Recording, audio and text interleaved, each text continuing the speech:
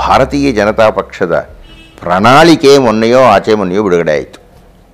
ಅದರಲ್ಲಿ ನನಗೆ ಅತ್ಯಂತ ಸಂತೋಷವಾದದ್ದೇನಪ್ಪ ಅಂತ ಹೇಳಿದರೆ, ನಾವು ಪ್ರೌಢಶಾಲೆ ಓದ್ತಿದ್ದಾಗಲಿಂದಲೂ ಅದನ್ನು ಅಂದ್ಕೊಳ್ತಾ ಇದ್ವಿ, ಏನೇ ಇದು ಅನ್ಯಾಯ, ನಮ್ಮ ಧರ್ಮದವರಿಗೆ ಒಂದು ಕಾನೂನು, ಬೇರೆ ಧರ್ಮದವರಿಗೆ ಮತ್ತೊಂದು ಕಾನೂನು, ಇದು ಯಾಕಿದು ಅಂತ ಅಂದ್ಕೊಳ್ತಾ ಇದ್ವಿ. ಇದು ನಿಮಗೆ ಅರ್ಥ ಆಗಬೇಕಾದ್ರೆ ನಾನೊಂದು ಪುಟ್ಟ ವಿವರಣೆಯನ್ನು ಕೊಡಬೇಕು. ಒಂದು ದೇಶದಲ್ಲಿ ಒಂದಷ್ಟು ನಾಗರಿಕರಿರ್ತಾರೆ. ಆ ನಾಗರಿಕರಿಗೆಲ್ಲ ಒಂದು ಕಾನೂನಿರುತ್ತೆ. ಆದರೆ ಭಾರತದಲ್ಲಿ ಹೇಗಿದೆ ಕಾನೂನು ಅಂದರೆ, ಇದರೊಳಗೆ ಆಪರಾಧಿಕ ಕಾನೂನು ಬೇರೆ, ಲೌಕಿಕವಾಗಿರತಕ್ಕಂಥ ಈ ಸಂಬಂಧಿ ಕಾನೂನು ಬೇರೆ. ಸಂಬಂಧಿ ಕಾನೂನು ಅಂತಂತ ಹೇಳಿದರೆ ಸಿವಿಲ್ ಅಂತ ಕರೀತಾರೆ ಅದನ್ನು, ಅದು ಬೇರೆ. ಅಪರಾಧಿ ಅಂದರೆ ಕ್ರಿಮಿನಲ್ ಅನ್ನತಕ್ಕಂಥದ್ದು ಬೇರೆ. ಮುಸಲ್ಮಾನರು ಭಾರತೀಯರಾಗಿದ್ದಾರೆ, ಹಿಂದೂಗಳಂತೆ ಅವರು ಭಾರತದ ಪ್ರಜೆಗಳು. ಕ್ರಿಶ್ಚಿಯನ್ನರಿದ್ದಾರೆ, ಬೌದ್ಧರಿದ್ದಾರೆ, ಜೈನರಿದ್ದಾರೆ, ಇವರೆಲ್ಲ ಬೇರೆ ಬೇರೆ ಧರ್ಮದವರಿದ್ದಾರೆ. ಆದರೆ ಇವರೆಲ್ಲರೂ ಭಾರತೀಯರಾಗಿದ್ದಾರೆ.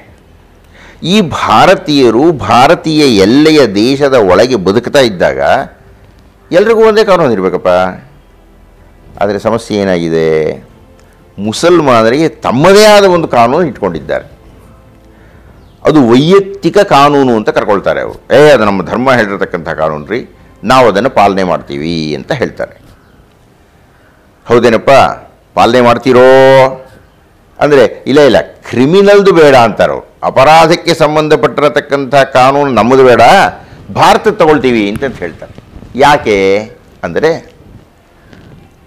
ಕ್ರಿಮಿನಲ್ನಲ್ಲಿ ಏನಾಗುತ್ತೆ ಅಂತಂದರೆ, ಯಾವುದೇ ಒಬ್ಬ ವ್ಯಕ್ತಿ ಭಾರತದಲ್ಲಿ ಯಾವುದೋ ಒಂದು ತಪ್ಪು ಮಾಡ್ತಾನೆ, ಆ ತಪ್ಪಿಗೆ ದಂಡನೆ ಏನಪ್ಪ ಅಂದರೆ ಇಷ್ಟು ಕಾಲ ಸೆರೆಮನೆಯಲ್ಲಿ ಇರಬೇಕು, ಇದು ದಂಡನೆ.